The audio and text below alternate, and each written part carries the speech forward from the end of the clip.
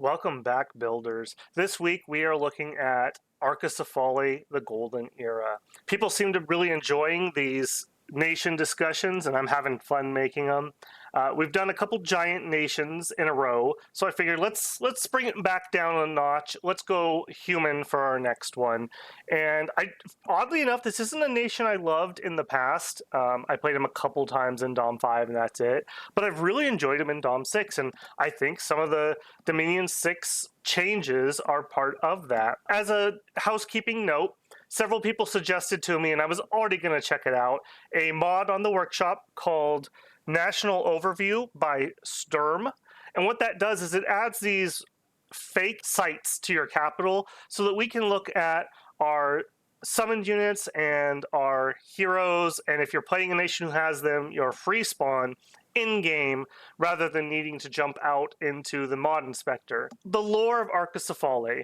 This is analogous to Greece. Just like with Ermor being a nation that was inspired by the Roman Empire and all the ramifications and the history that that brings into the game, Arcoscephale is the same thing for Greece.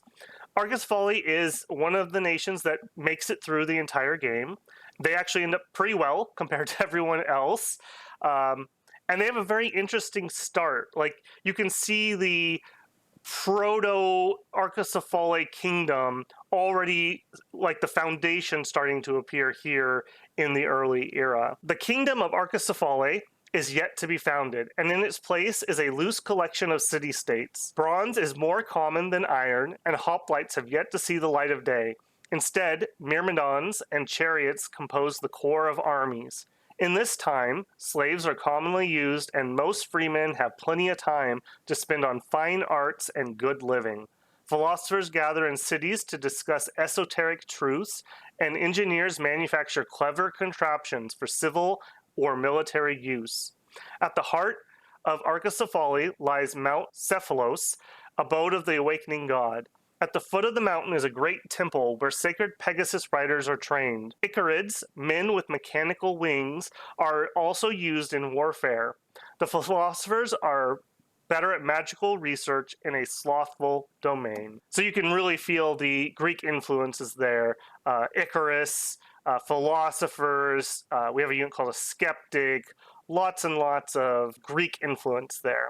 For our national features, we're humans, we have heavy infantry, chariots, flying infantry, and sacred Pegasus riders. We also have engineer units, which we will check out. They're pretty cool. Magic, we have nature, astral, and elemental magic. We also have philosophers who are not mages themselves, but do research. Our priests are weak. Our highest recruitable priest is just a Holy One. We do have healing, however, which is pretty rare and super useful. We have skeptic preachers, which, again, we'll take a look at here in a second. We actually have a special Dominion effect.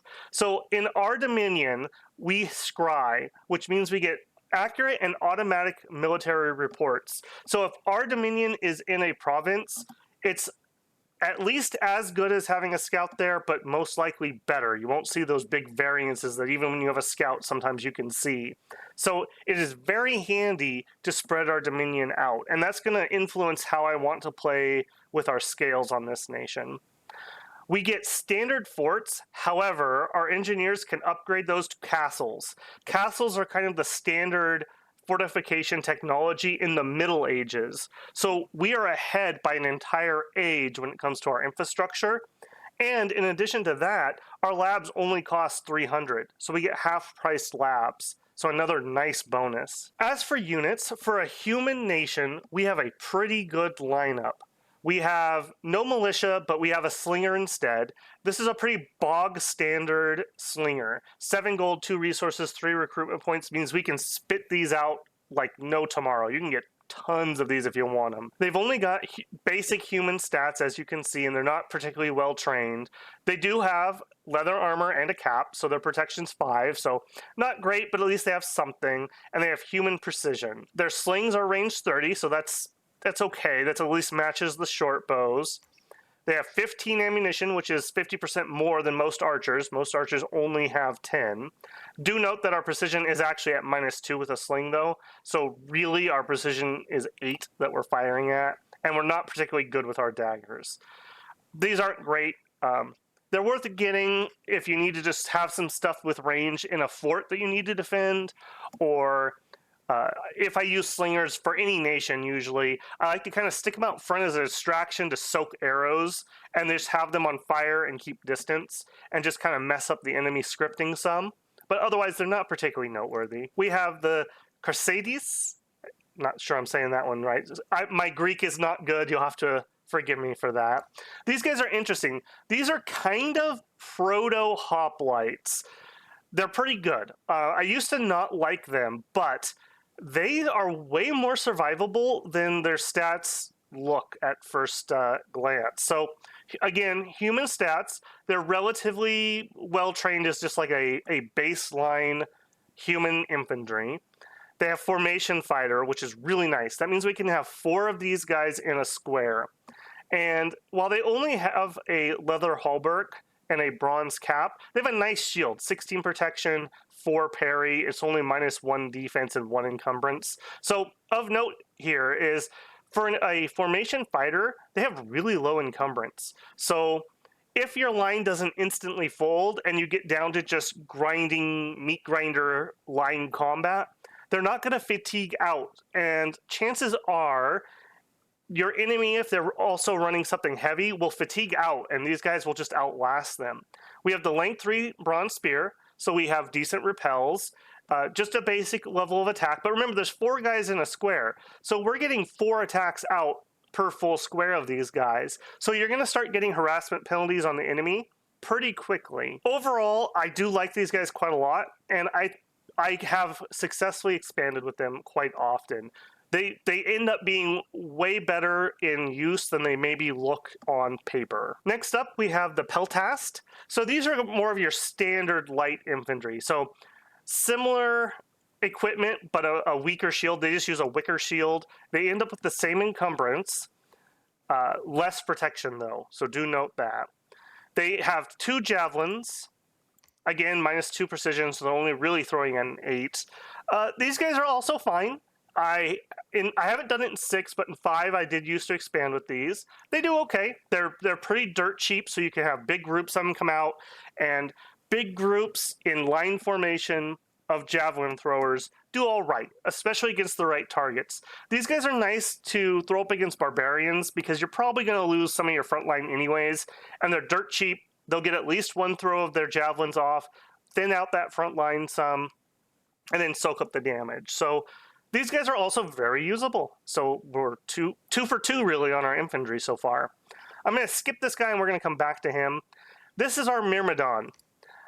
A very interesting unit. As far as a human in early age, this is a heavy, one of the heaviest that you're going to find. 17 protection in early era. I just want to keep stressing that. On a normal human, so this is not an Abyssian, this is just a normal human. 17 protection. We're pretty highly trained, so you can see for our resource and our recruitment cost is much higher. So you're getting a lot less of these guys. Still have formation fighter. We have a good attack bronze sword. So 13 attack is not bad at all. That's higher than most just generic line infantry are going to have. And 15 damage on a pierce slash weapon. So again, very respectable. And remember, you have 4 of these guys per square. So you're going to have 4 attacks coming out. So you can overwhelm and start harassing people down. They wear a bronze hauberk. They have a hoplite helmet. So look at that big 21 protection. These guys do not fear normal archer fire. They're pretty good against that. Decent shield again. Their big weak point, though, is their encumbrance. 9 encumbrance. So as your encumbrance goes up, you start losing stats and notably defense skill, and people get a chance to start just stabbing into those little like cracks in your armor. So you really don't want line infantry to fatigue out. So ideally with these guys, they're going to hit, hold, and kill. You do not want that grindy combat. I feel like if you're going to have the grindy combat, you'd be better off with those lighter guys that are not going to fatigue out. That being said, we have really good nature access, and I feel like if you can get relief up, these guys just skyrocket in use because you'll keep that encumbrance down well, you'll keep your fatigue down, and you'll be able to win those grindy combats handily with these guys. I don't generally expand with these because they're just too expensive for resources and recruitment points.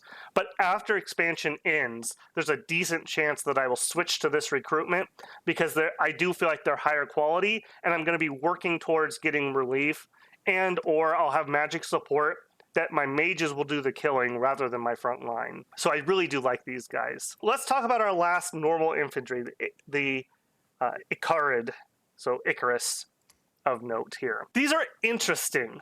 I've never used them heavily, but they're size 3 flyers. So you can still have 3 of these guys to a square. They have decent attack and defense. They have good protection. Remember, this is early age. We have troops that are called heavy at 11 protection.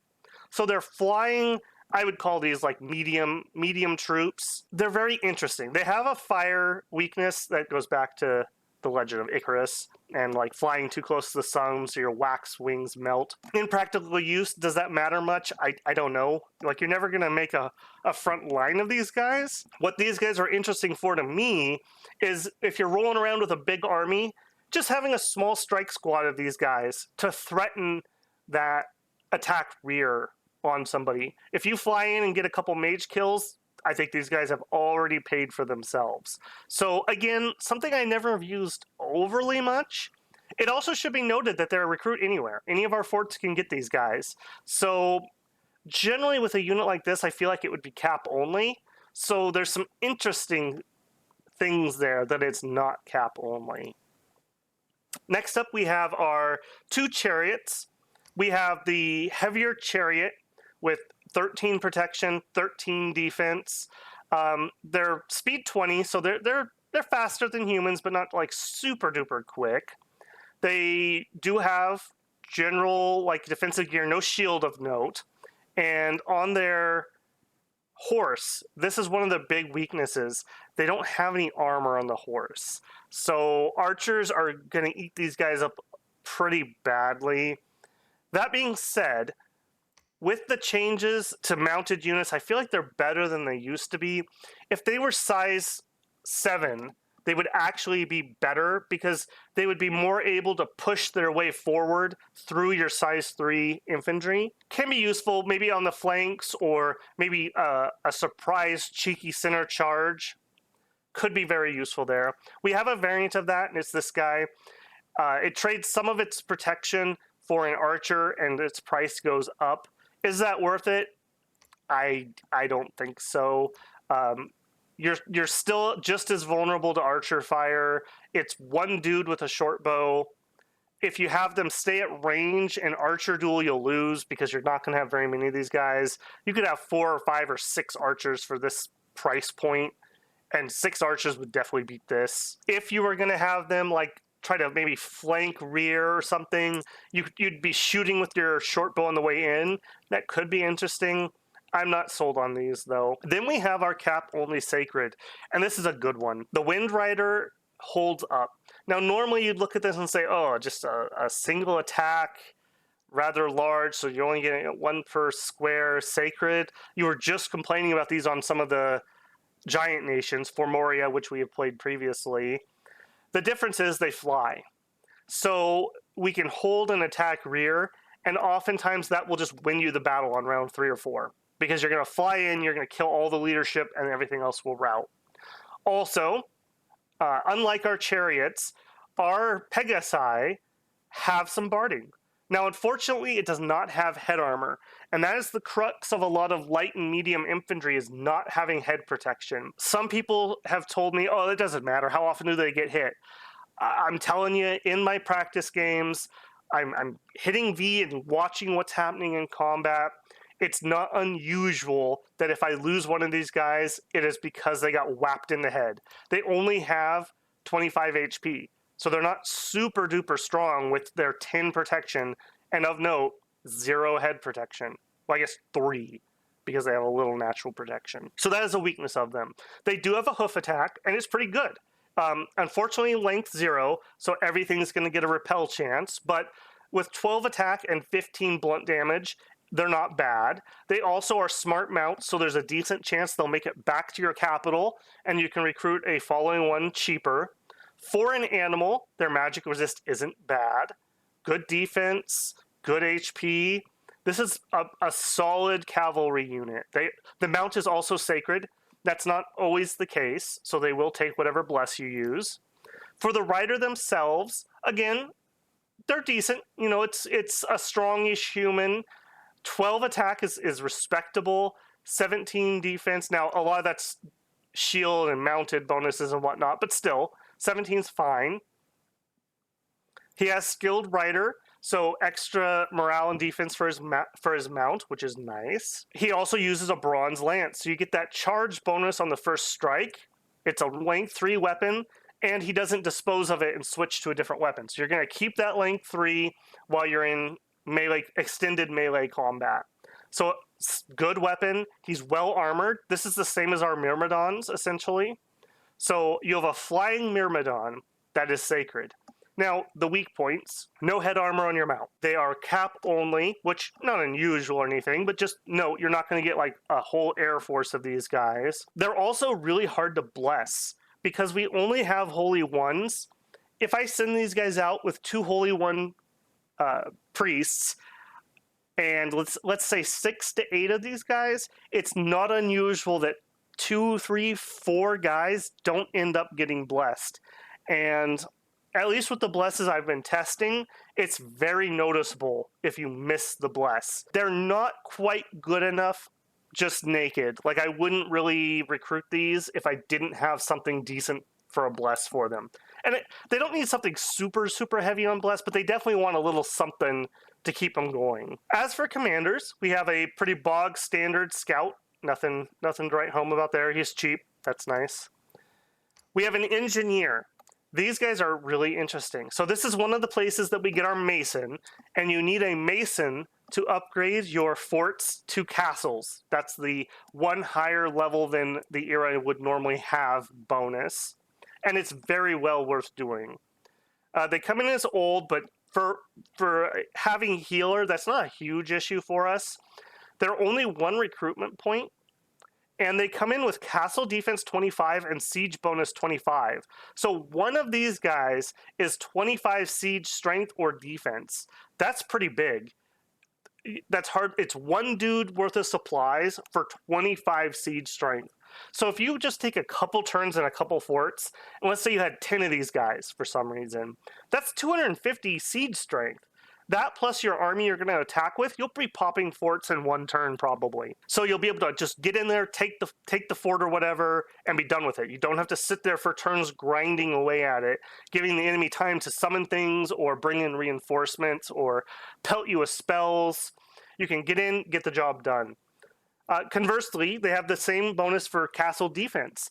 So 4 of these guys is an extra 100 defense. So if I notice, like, look, this castle's going to be under attack in a couple of turns, I can spit a few of these guys out and drag on that siege. We're also going to have the castles, most likely, which also have more fortification hit points. So we can drag sieges on forever.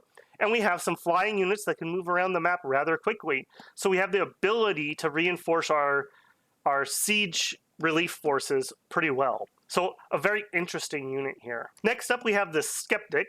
And this guy is interesting because he's a Heretic 3. So that's the equivalent of being a Holy 3 for the purposes of essentially preaching away enemy dominion. Note that it's just by existing this happens. So you don't want these guys sitting like in your own territory, eating your own dominion.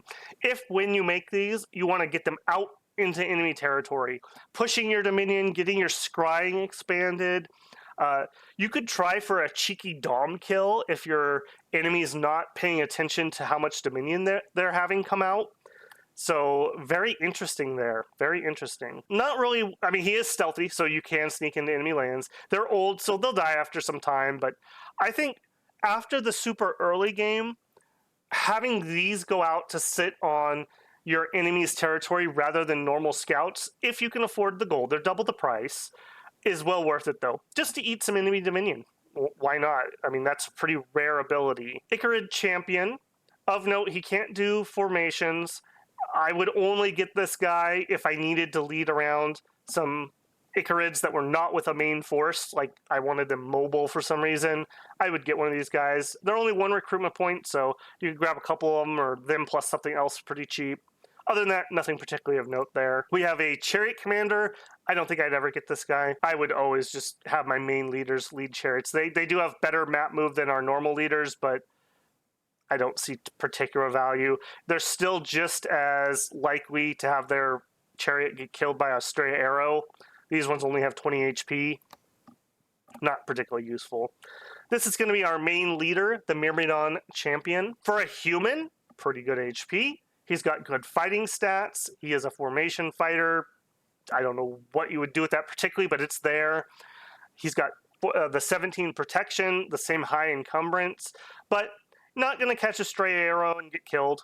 So that's good. He has formations for you. He's not super duper expensive, only 1 recruitment point. So when I have to make these guys, you can grab him plus a scout or him plus a skeptic, or generally I just grab 2 of them just so I have guys to move troops around and whatnot. Good enough leader, just kind of bog standard. One thing of note here, he does have the 10 precision. So if you are in the ability to make him a ranged weapon, I would consider just giving him a ranged weapon so he has something to do. He could plink away, or maybe like a scepter that he could do some burning on enemies or something. I do think that maybe investing like 1 item for either some more leadership if you need to move even bigger blocks of troops around. Remember, you're probably using formation fighters, so you're going to need a lot of guys to have the same combat width because you're putting 4 to a square instead of 3. So some extra leadership might be useful, but overall, good generic commander.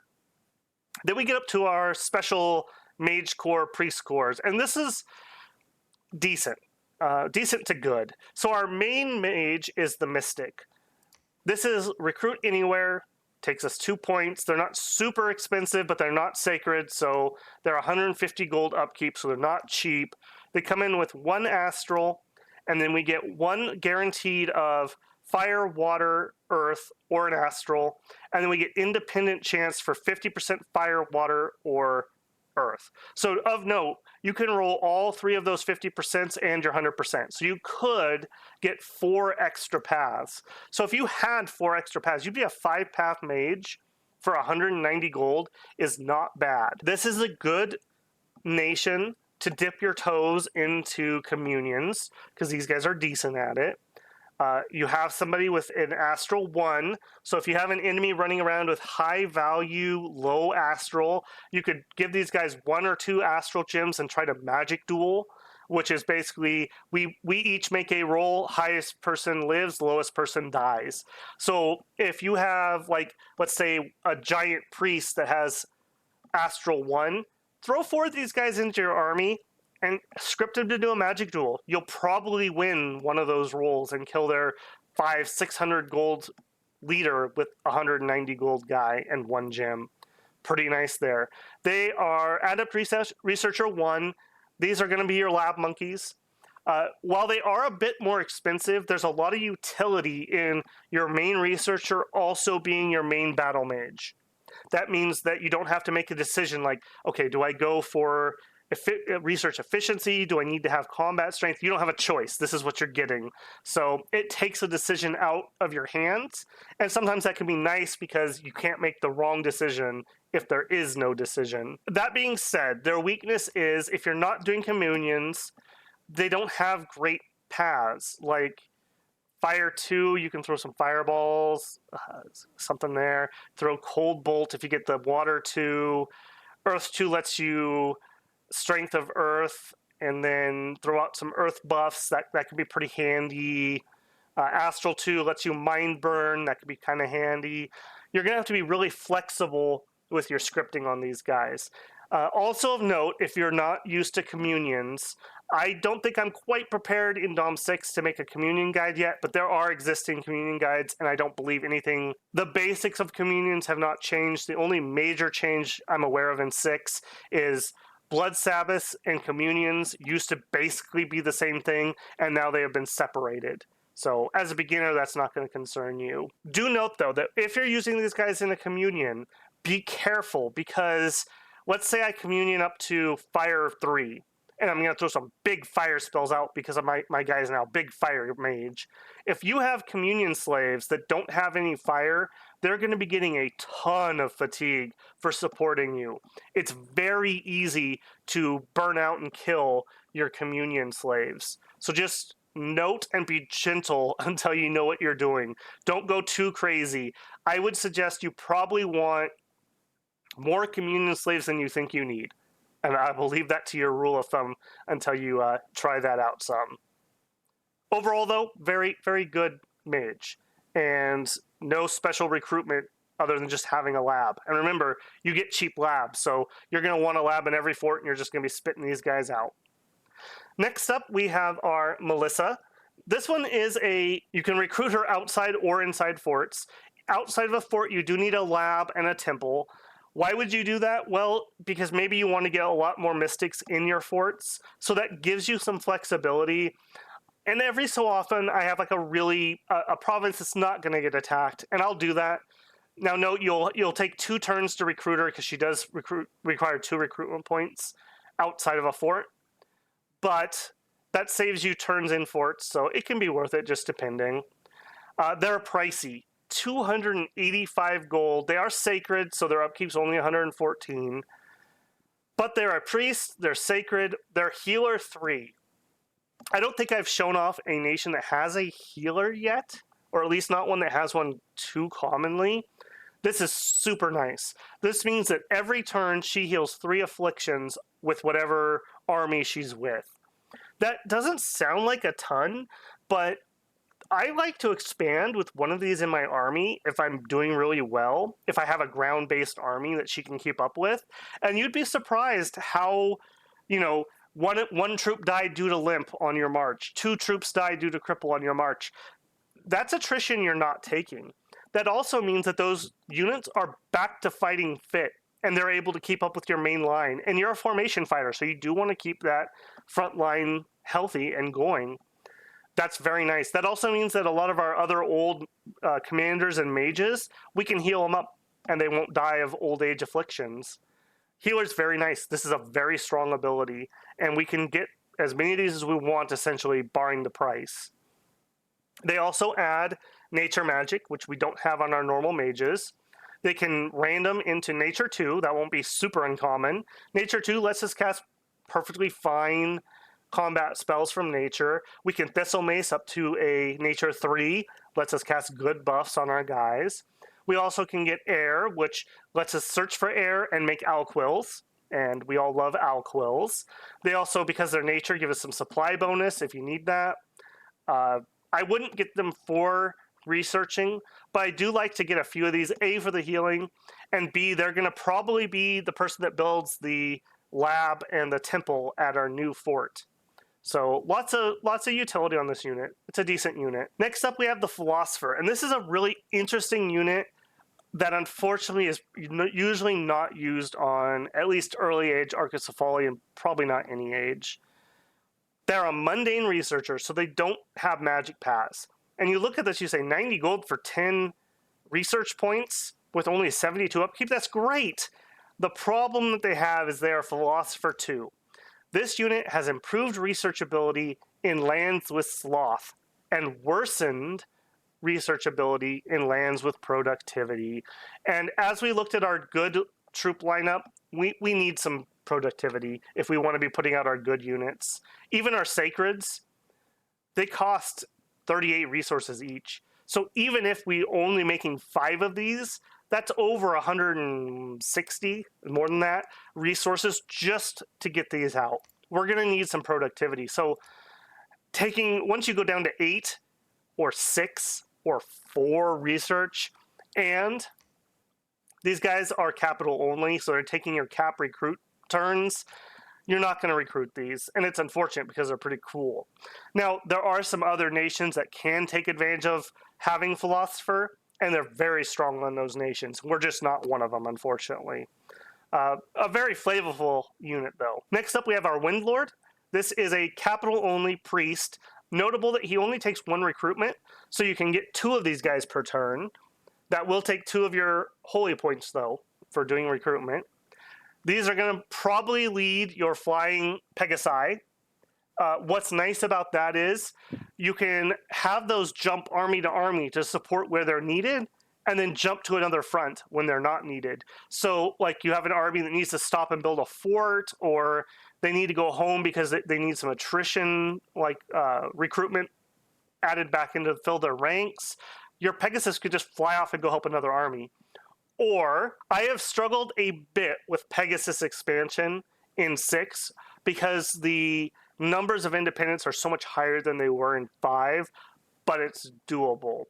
Generally speaking, I find that I need 2 of these guys and somewhere between like 6 and 8 Pegasus to do an expansion, and that may be a skill issue on my part. Maybe somebody knows the matchups better and the scripting better, and they could do 1 of these guys and 4 or 5 Pegasus for an expansion.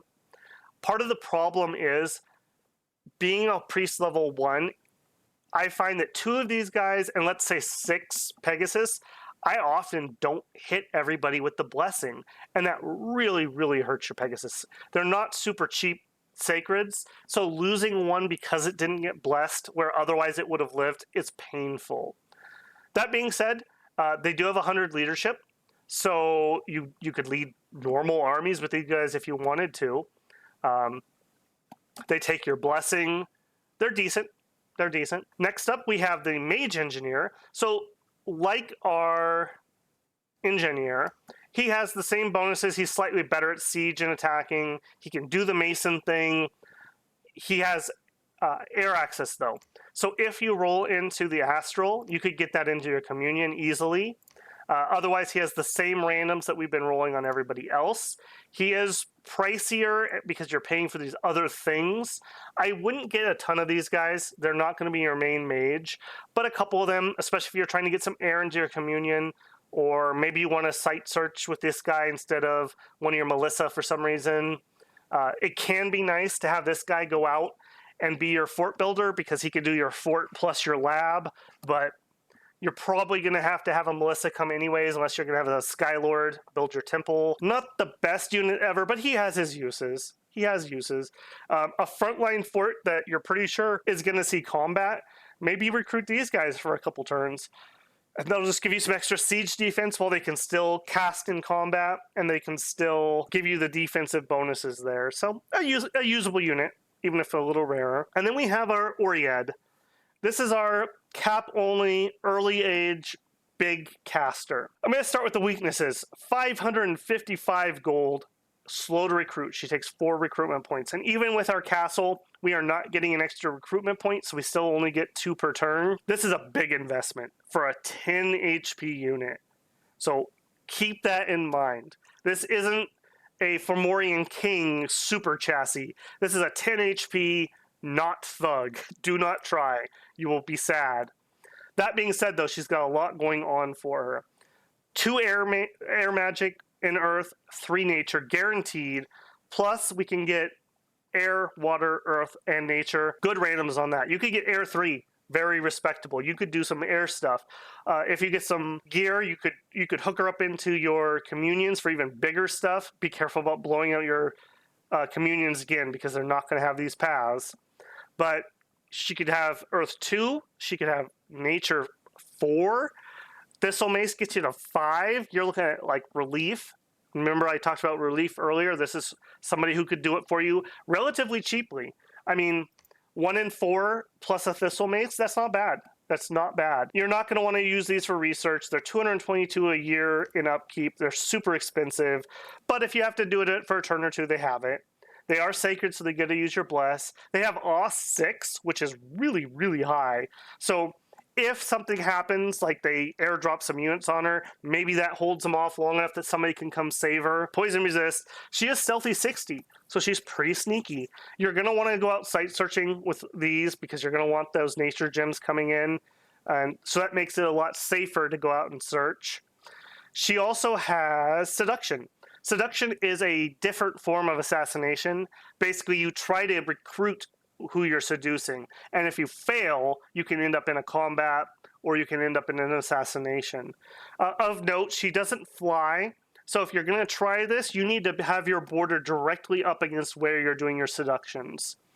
That being said, I have had a couple funny times where, like, you seduce a really good mage that opens up new magic for you or new crafting for you. Maybe you give her a magic item that lets her fly, and maybe that helps you be able to do the seduction when you don't share a border. There's things you can do there. That's not going to be their main strategy, though. They're just too expensive for that. Losing one of these hurts. But it's an option. Maybe you can get something decent out of it. They have a lot of supply bonus. They have mountain survival. They have recuperation on themselves if they get diseased or something, I suppose. You do have healers, so that's less valuable than it might otherwise be. This is a good caster. You're definitely going to want to keep in mind these paths. And maybe not air overly much, because you're probably not going to be able to get up to storm for super huge air ones. But that being said, some of those new wind spells I find are really good. AoE stun is very nice, and she could do that. For me, mostly, though, it's the nature magic that really does it for me. Relief, I feel like, is a huge spell, a big power spike to our mundane troops.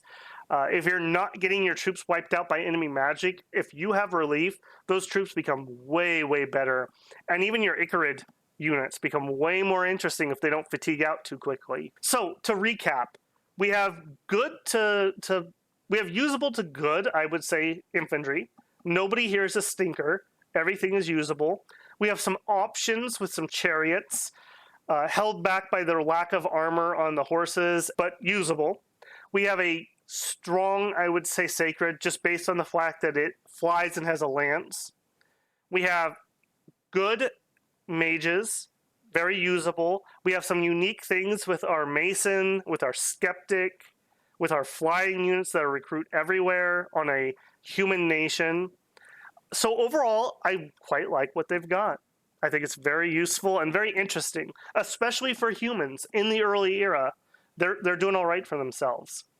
All right, now, this is with that National Overview mod that I mentioned. So we can actually look at our summons in-game, which I feel is much more readable. It helps me compare it to other units because I'm seeing it in the same formatting as I see the other unit stats. So I quite like this. Now, one of the limitations here is I can't show the spells from here. I would have to go into the normal Magic UI. I'm going to hopefully do some YouTube wizardry, and I will have the Dom Inspector pull up the rituals for each of our spells as we talk about them. First up, let's do our enchantment first. We have two different national spells in enchantment. Awaken Hamadryad. That's this unit right here. One of the big drawbacks that I want to start with is you can only do that ritual in a forest. If it didn't have that, I would actually like this more. 18 protection, 110 hit points. It's not a good researcher. It's a mobile because it's a tree. It spawns in 3d6 harpies. Why do I like this unit? If you have a castle on a forest anyways, having one of these inside there just makes it even more odious to take, because you're going to have some free flying chaff, you're going to have a nature caster that has no encumbrance, so it's going to cast for a long, long time. High magic resist, high protection. I mean, I don't know about you guys, but it's incredibly frustrating to lose a siege because there's some unit at the back that I can't kill, and my units just rout after a really long time of not killing it. So that is the interesting portion. It also uses nature gems, which, while valuable, we don't have a ton of uses for, other than thistle maces and supply items. So it's interesting. Are you going to use it a ton? Probably not. Relatively high nature, but you can get there. Our other enchantment is the Sparte, and this is an interesting unit. For one Earth Gem. For one Earth Gem, you are going to drop 10 of these guys. They're formation fighters. They've got a magic weapon that, you know, when you need it, you need it. That's super good there. Very high morale, decent magic resistant.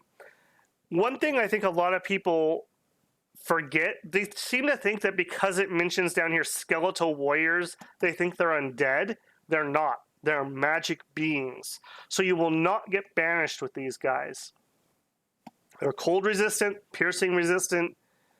They're a poor amphibian, so somehow maybe your mages go underwater and you poop a couple of these guys out to help you get a foothold underwater. They're inanimate, so you don't have to worry about certain spells being able to affect them.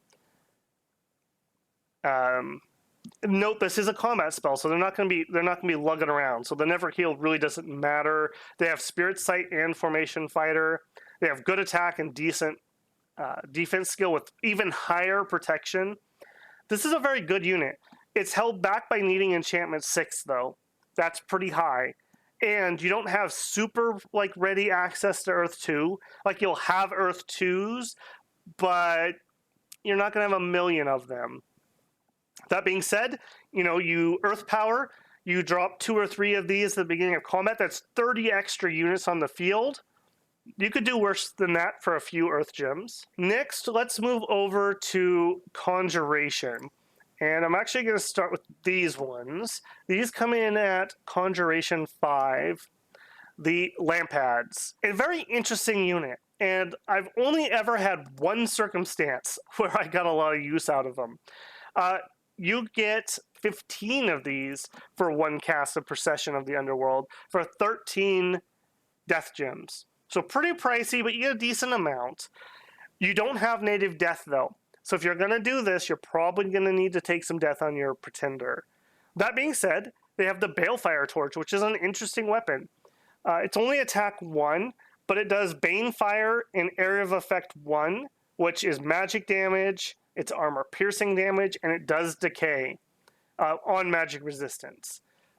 So having a few of these guys to hit certain units, like let's say the enemy has some really good Sacreds or something, you could just Area of Effect hit them with decay and say goodbye to your Sacreds if they don't resist. They do have Invulnerability 15, so they're not Protection 0 like they would otherwise look.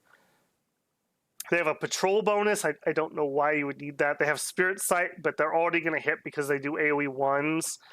And they have Stygian Guide. There's a death teleport spell called Stygian Guide, and there's a chance that you get lost in the underworld when you use it. This helps with that. It's not something we normally do on this nation, so So, interesting unit, not a ton of use here, unfortunately. We have the Hound of Twilight. That is this pupper right here. Decent unit. It's got fear. It's got 12 protection, so not the highest. It's got 3 attacks, though, at good hitting, high damage. It's those ghost running attacks which can paralyze. They also have Stop the Dead. They have a good patrol bonus. They're unsurroundable. I could see getting a couple of these guys. I think they're better than the Lampads if you're in general use. With Spirit Sight, maybe you can help patrol out glamour units that are bugging you. They're interesting. Again, you'd need to take death on your Pretender probably to be able to use them. Next up, Bind Curs, or Karis. These are interesting units. Again, death gems. They have fear, they have cold resistance, poison resistance. They're ethereal. They're demons. They cause unrest. So you don't want these guys just sitting around. But they're invisible. So to hit them, you have a -9 if you can't see. And they have 14 defense, which is pretty good. They're flying. Summoning a few of these up and having them fly attack rear is another threat that you have. But you already have a bunch of attack rear threats. So, while interesting, I don't think they have a ton of use. If it's the same as Dominions 5, you could Gift of Reason them. And I think they used to give you a Blood 1 unit. I've never done that, so I can't confirm that. So, interesting, cool, flavorful. They're like minions of the Greek Fates, so that's interesting, but I'm not sure how much use you're going to get out of most games with them. Next up, I'm going to talk about the Keldone. These are immobile statues that are communion slaves. So all they do is be a communion slave.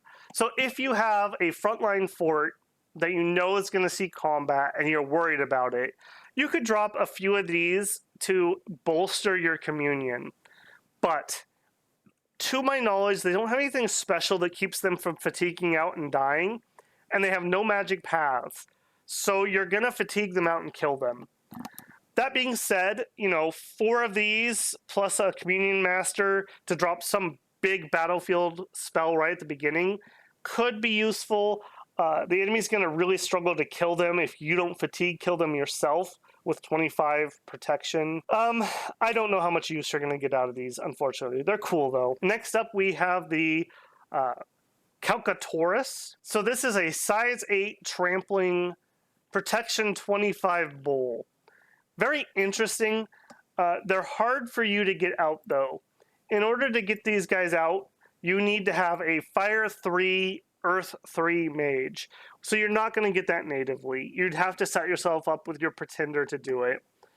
That being said, for 25 fire gems, you don't have a ton of use. I mean, I guess you could build lightless lanterns.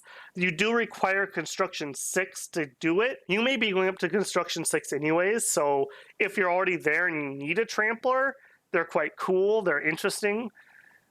Could be a good surprise for like an enemy that hasn't seen them before. That being said, I don't know if you're ever going to get there in an actual game. With that, I think we've got all of our summons. We do have one other spell, though. We can summon Monster Boar for Conjuration 5, and it requires a Nature 3, which we have natively, 10 nature gems. And what that will do is that will cause a random event on the province you targeted on where there's a monster boar harassing the peasants. And it causes unrest, and I think it kills some of the peasants and lowers your income. Is it worth 10 nature gems? I don't know. It causes your enemy to either have to PD dump or go patrol it out, though. So maybe that interests you. I'm not the biggest fan of that, but it's something you can do. It's different. All right, with our mod, we also are able to see our national heroes. Unfortunately, we don't have anyone who really changes our play style. We have Son of Titans. This is kind of like an Achilles almost. So he's got invulnerable 20, plus he's wearing a lot of armor, so he's going to be really high on protection. Does it say here? Yeah, 29 versus mundane attacks on the body. So very nice protection. He is all 1, and he's inspirational 1, good leadership. If you get him, you're going to lead troops with him. He doesn't have any magic paths. He's just a human. You're really not going to be able to thug or anything. So cool if you get him. Not much to say about him. We have the Maker of the Maze. Of note for him, he has 3 earth magic natively, so he can make you earth boots.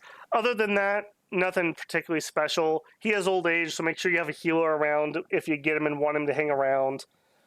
With Earth Boots, that takes him to Earth 4. Now you're threatening to maybe get into Earth Globals. Just all right. Doesn't bring any new paths or anything otherwise. And you have the monster in the maze. So this is the Minotaur, like the Minotaur. He's interesting. He's got 20 invulnerability. He tramples. He's only size 6, though. He has Berserk 6, so quite high Berserk.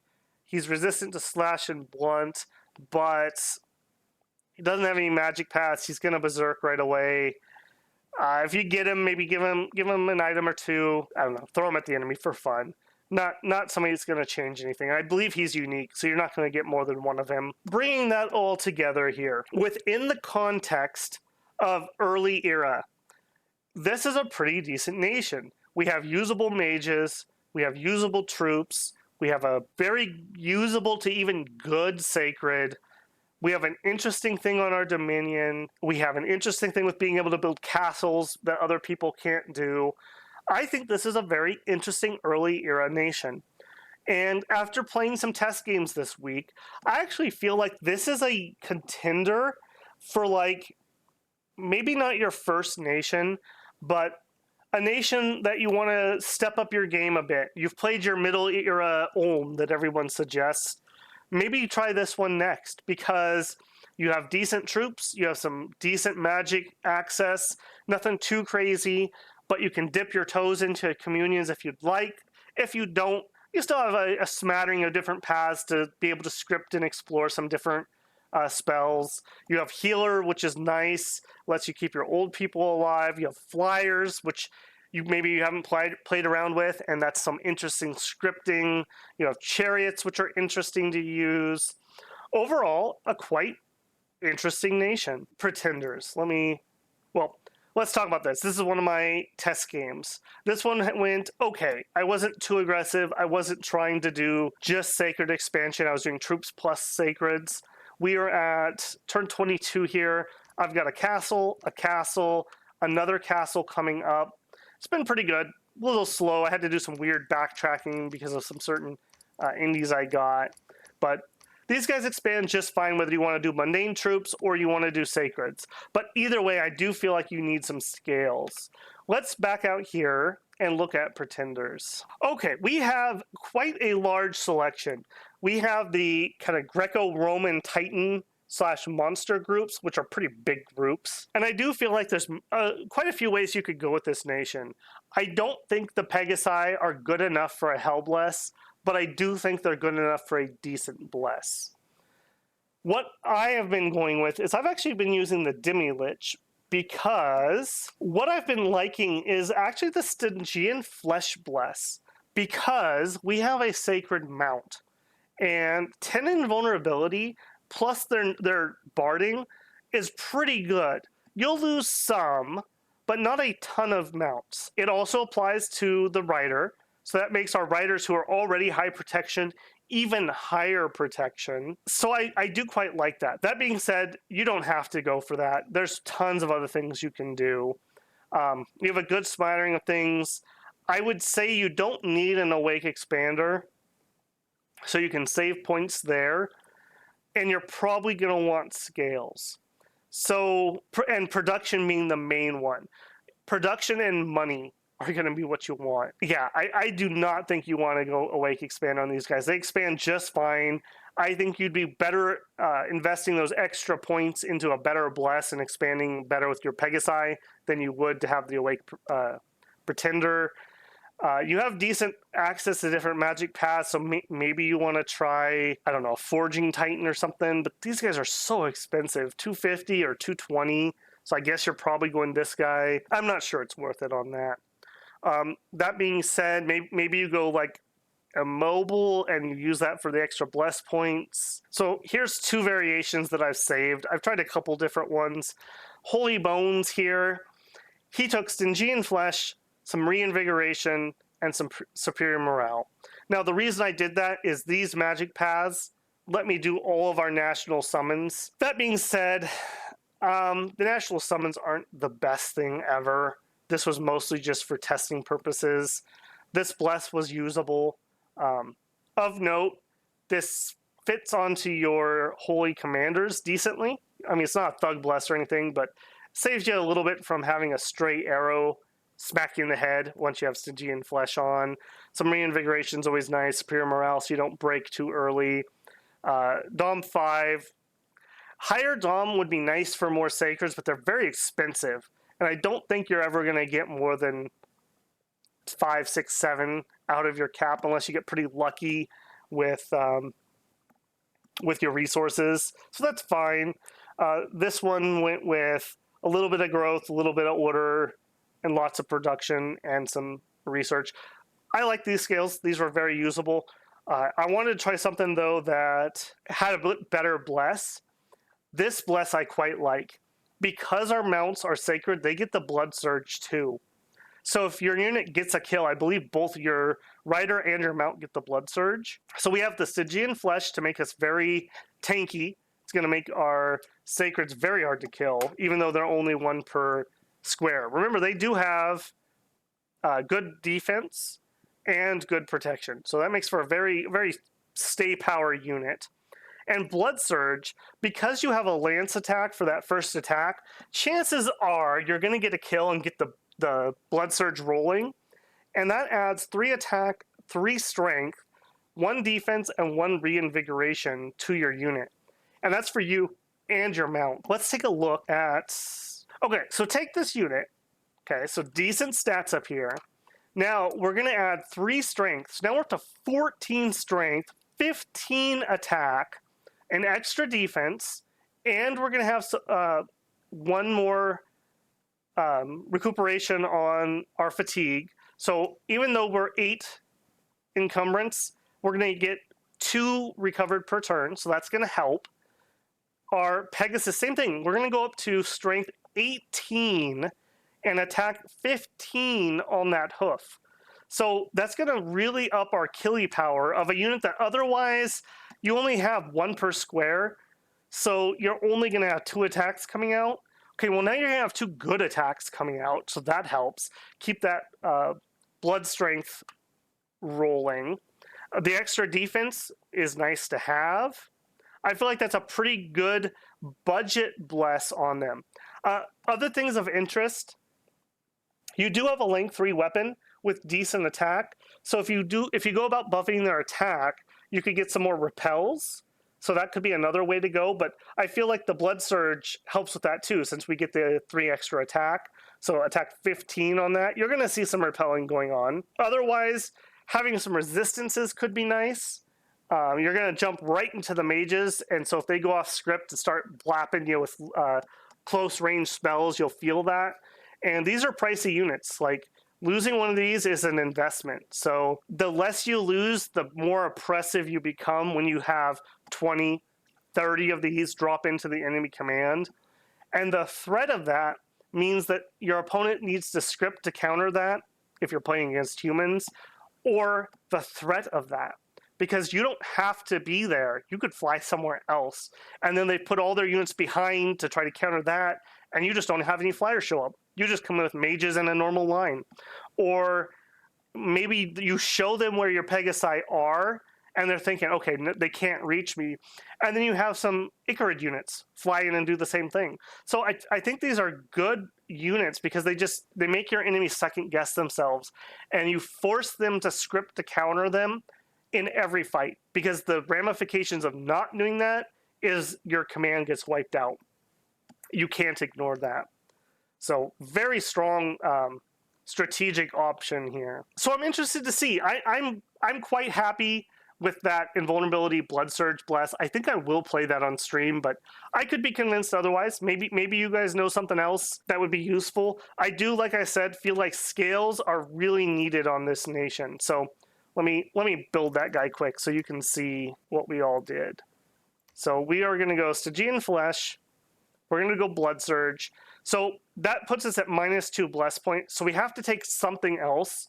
And because we are going with the Demi-Lich here, it's only 20 points for a new path. So if I was to go up higher in blood, that's 40 points, right, for just 1. And then I have to go 2. So I feel like you're better off going with a little bit more variety. What you go with, though, I don't know. 3 Astral. Unfortunately, he is an inept smith, so he's not going to be good at forging things. I went with 3 Earth, thinking, oh, okay, I'll make boots with him. You can't, and he can't wear boots, so he's never going to get there. So where you stick those other 3 points is kind of up in the air. We have nature from other places. Glamour 3 doesn't get us to anything particularly good, so I don't know. I'll have to think some more about where I would want that to go. We have access to everything here except Glamour and Blood. So maybe you take Glamour just to have a way to spend Glamour gems in case you get some. I don't know. Either way, though, this is what it costs to get that Bless. And note this is Awake, so he's Awake with that. Then down here, I went with 1 Order and 2 Production. Ideally, I would like more scales. You could maybe go with Heat 1, and that gets you an extra scale. So go Order 2, Production 2, just Heat 1. You still have 5, and you can't go up to 6. You can't afford another magic path, unfortunately. So we end up with 13. It's kind of an awkward amount, unfortunately. But I feel like these scales are fine. This is going to let us get plenty of troops out. We're not taking any major penalties, just Heat 1, which isn't the worst thing. You also could go Cold 1. Your ground troops are slow anyways. You don't have any special movement. Your flying units wouldn't be affected by it being cold, so you could go that route. Either way, I tend to like to not have rivers freeze over, so I generally go Heat. That's my thought process on that. So let me know what you guys have tried with these guys. Some humans that can hold their own in the early age is pretty unique. And I think they're a very interesting nation, somebody who makes it all the way through, so you know they've got something there. And while they don't have the influence that Ermor has that echoes through the ages, they have a lot of influence. Coming out of these guys, you have Theratos, you have Phasia, have strong connections here. Because of those connections, you have connections with Ermor still, you have connections with Machaca, you have just all kinds of different, those quote unquote Mediterranean inspired nations, all have influence and are influenced by Arcoscephale throughout the ages. So a very cool nation that I don't see a lot of people playing. And I think it's just because early age, you think monsters, giants, big mages, but very cool units, very cool mages, well worth checking out. So let me know down below. Have you found a way to Hellbless these guys? Do you think they don't need scales and I'm just off kilter on that? Maybe you've come up with a way, maybe you go dormant so that you can scales expand and then have an even higher, like that's a lot more scales. Like we could go, because of this, we can only go +1 here, but we could go with some heavy, heavy blessing here, or excuse me, scales here. Like that's really good scales, but we miss out on having the option to expand with our sacreds. So I don't know if that's worth it, but doable. I mean, you definitely can expand without your sacreds, and waiting 1 year is not the end of the world. So yeah, let me know down below. Keep the discussions going. I am absolutely loving this community so far and how engaged people are, how polite people are. Starting to see some more discussion between people in the comments, which I think is where we get our best ideas from, when we're bouncing ideas off each other rather than just saying this is the way to do it, this is the right way to do it.